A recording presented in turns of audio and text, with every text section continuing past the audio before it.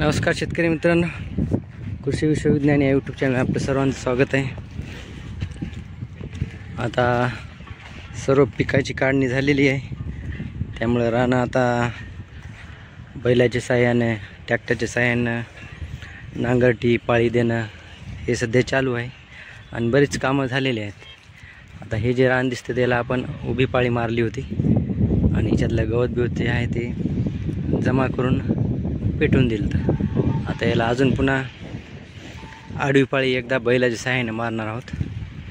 आणि इकडे आपला मूग आहे 10 किलो, तो झाल्यानंतर याला पण आपण नांगराच्या सहाय्याने ट्रॅक्टरच्या सहाय्याने आपण नांगरूनच घेणार आहोत। आणि हे जे खालते शेत दिसत आहे तर या रानाला जे आहे तर आपल्याला जवळपास 1 महिना झाला या रानाला नांगरटी करून। आपण हे बघा जवळ जाऊन बघू, हे बघा हे रान आहे तर याला जवळपास महिन्याच्या वर होऊन गेलं नांगरटी करून। आणि तसंच पलीकडे जे दसकट टाईप दिसत आहे त्याच्यामध्ये ज्वारी होती, त्याला आता ज्वारी झाल्यानंतर म्हणजे आता 15 ते 20 दिवस झाले त्याला नांगरटी केलेली आहे। आणि हे बघा नांगरटी मागं ढेकळं किती मोठाले पडत आहे।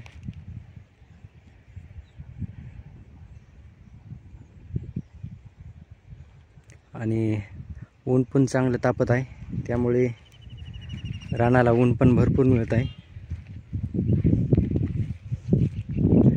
जेवढं रान तापल तेवढं जास्त उपजाऊ होतं असं एक मन आहे पहिली।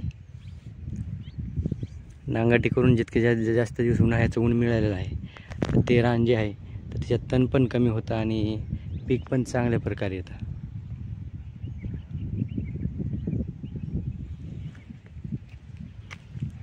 हे आता हे धुरा दिसत आहे तर हे धुरा खूप गवत झालं दाट, इकडे गवत छोटे मोठे झुडपं, त्याला आपण हे पेटून दिलेलं आहे। आता आपण याला पेटून जरी दिलेलं आहे तरी हे बघा आता याला कोणीही पाणी टाकलं नाही काही नाही तरी पण बघा हे त्यांना जिवंत राहण्याची क्षमता जी आहे ती निसर्गानं दिलेली आहे। आता हे गवत काही काही ठिकाणी आपले हिरवं दिसत आहेत ते पुन्हा फुटत आहेत हिरवं। आणि ऊन तर एप्रिल महिना भरपूर ऊन टपलेलं आहे तरी पण हे जे गवत आहे ते हिरवं होत आहे। तर ही सर्व निसर्गाची किमया आहे।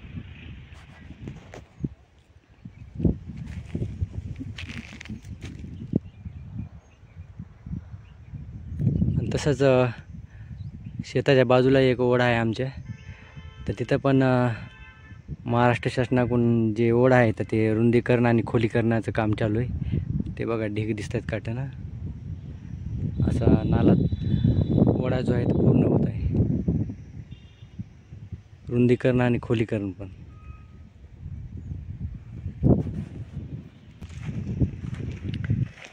हे रान आपण बैलाच्या साहाय्यानं उभे पाळी मारलेली, हे बघा हरभरा होता याच्यामध्ये।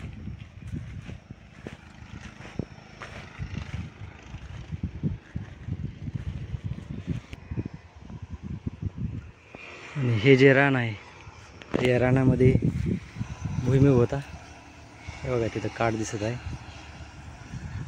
तर आता भुईमूग 8 दिवसाखालीच काढणं झालेलं आहे, त्या आखाड्यापर्यंत भुईमूग होता।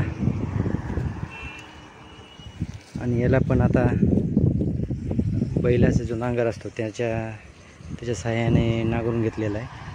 हे बघा 2-3 दिवसाखाली नांगरून घेतलं।